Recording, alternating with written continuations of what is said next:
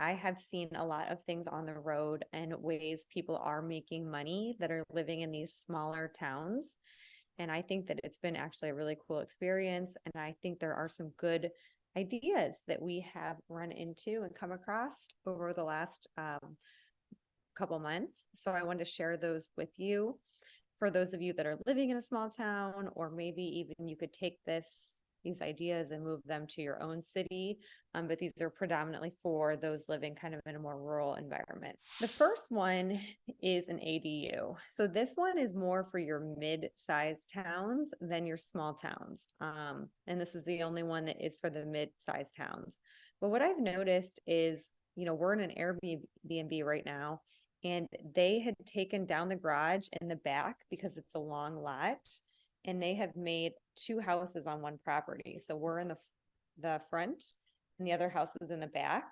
That is a really good idea.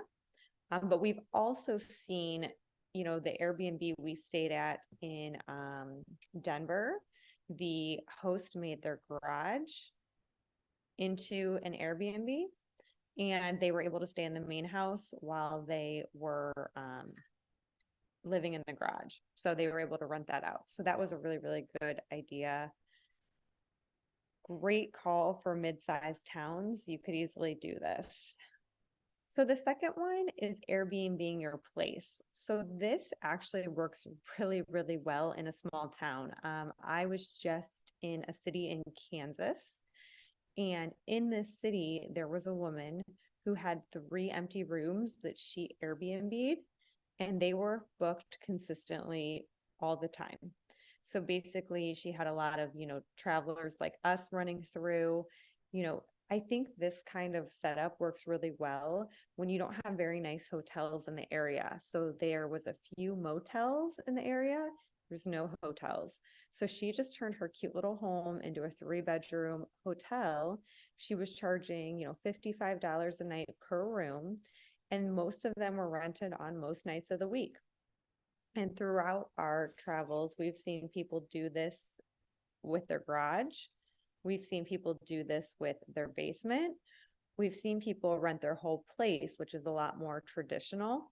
But I do think if you're in a small town and you're willing to have people stay in your place, you can almost turn it into a B&B, like a bed and breakfast. You could, serve some breakfast in the morning.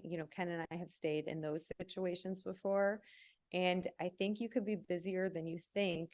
Like I said, especially if you're somewhere where there's not a lot of homes, there's not a lot of hotels, and there's people like us traveling through.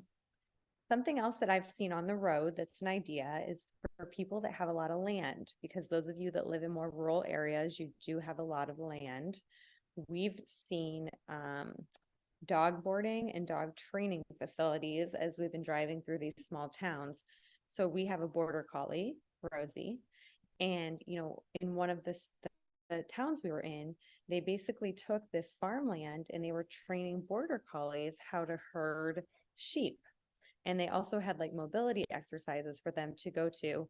And people would pay for you to take their dog for a month and train their dog. And it was not cheap, but all they had was this, piece of land. And they were doing that on that piece of land, or having somebody rent it from them that was doing that on that piece of land.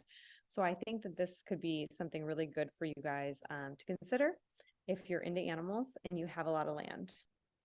So this one's really good. So we actually found this when we were outside of Coeur d'Alene, Idaho, in a small town, about 20 minutes outside of Coeur d'Alene. But this guy basically had land, and he had his house on there, but the whole backyard, it was huge. And so he started to store RVs and buses on his land, and boats. So people that needed somewhere to park their vehicle for an extended period of time, that didn't need any kind of maintenance, they just needed land to park it on, he was able to do that. Then he built this little brick building on his land and had a guy rent it that repairs RVs. So all of a sudden he has a rental RV repair shop and land to park RVs, and he's making all this money just on a piece of land that his house is already on. So I thought that was a really, really good idea. I didn't get pricing from him for how much he rents that land for, but he probably had, I don't know, 15 to 25 RVs and school buses parked on his lot. Plus, like I said, the RV repair shop that's there as well.